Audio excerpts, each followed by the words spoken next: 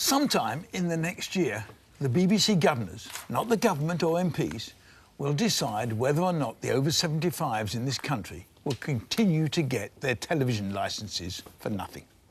Nearly 4.5 million homes don't pay the £150 fee, as anyone over 75 is exempt, even if they live with younger adults.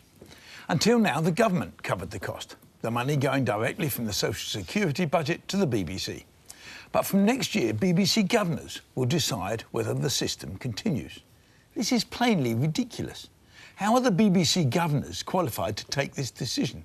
They're not elected politicians, but simply well-meaning members of a quango.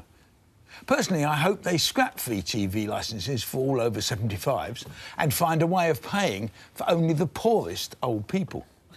In truth, the BBC governors should never have been put in this position in the first place. We elect politicians to sort these things out. And this is a cop-out by the government, who didn't want to be seen to take an unpopular decision.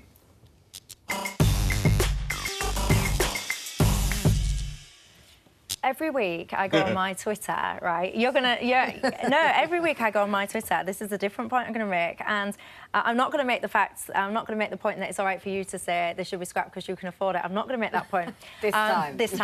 And nor am I going to make the fact that actually the point that you always want but anyone to pay more tax and stuff because you can afford it. I'm not even going to make that point either. The point you've just made. I am going to make. Yeah, the point I am. I'm getting there, my friend. I'm warming up. The point I'm going to make is every single week I go on my Twitter before the show and I say to people, what is it you would like me to debate on the pledge this week? Do you know the one topic that comes up week after week after week after week? It's the BBC licence fee.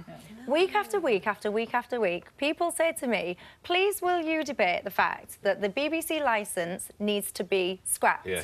Yes. They contact me every week of my life to ask me to debate that. So what I would say is, first of all, I do agree with you that it's a cop-out by the government for not having the balls, or whatever you want to call it, to make this decision themselves. So I agree with you on that. But I would say that if you're going to look at what we're going to do with this licence fee, you probably ought to raise it up a level and look at whether or not we still need that and whether or not that is still the way. Because when you look at, actually, I think the licence fee is going to cost them £725 million to subsidise this, which is a fifth of their budget. The BBC? Yes. Yeah, the BBC. And actually, the reason it's a fifth of their budget is because their budgets are getting stretched on things like very expensive dramas to compete with Amazon, Netflix and people like that. And one might be sitting at home shouting at the screen, going, hang on a minute, why should I be paying for the BBC to create very expensive drama series?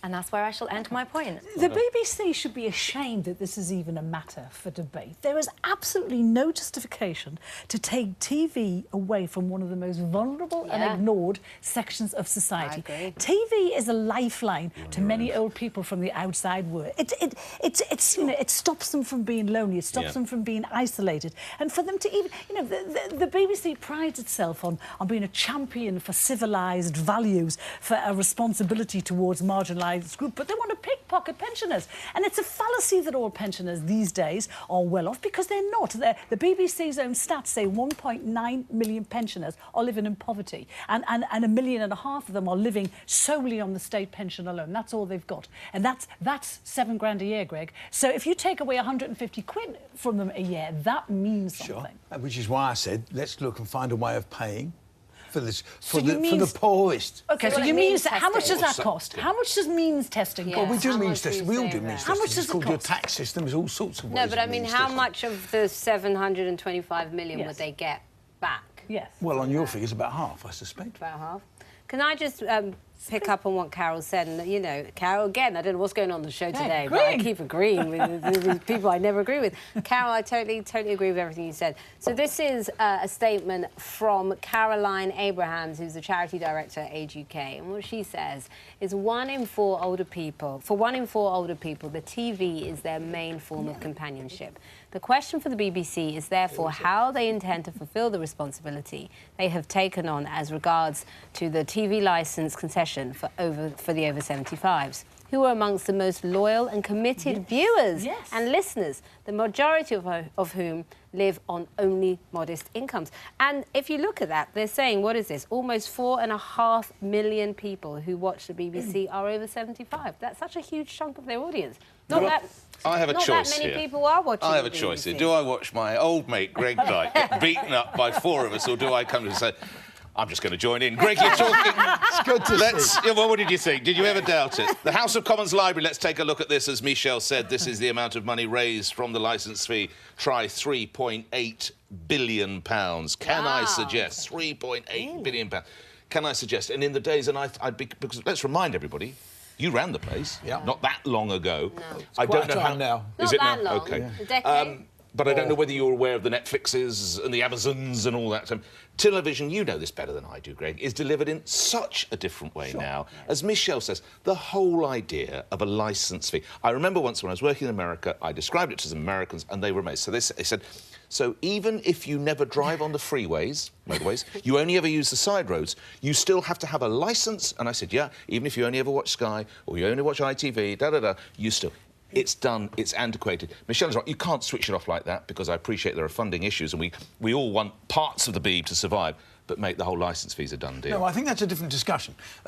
Whether long-term... I mean, every time it's ever looked at, the licence fee, they come up with, they say, look, it's not a satisfactory system, but it's better than any other. I'm not sure I agree. I think there are ways of funding the BBC that aren't via a licence fee. But that's not the new Greg? That's not the specific... That's not the specific issue I'm talking about here. What I'm talking about is that sometime in the next year, you are asking a bunch of BBC governors to decide whether or not we should continue to subsidise the oldest and some of the poorest people in the country. You know what they're going to do, don't you? They're going to not do it because they want to save the money. They haven't had to pay it till now. No, I think what they will... Personally, I think what they will do is they'll find a way of trying to support the poorest pensioners. So they'll means test it. But when you're... Do you really think that when you're 75 or you're 75, you should get a fee licence? Yes, I've been paying long enough. Yes, absolutely. And a bus pass. Absolutely. I want a bus pass and a TV licence. You've been paying for 50 years, you better believe it. Tony Hall said recently that older people consume more services. And you know why they do? Because they've been paying into the system longer. Right, can we listen?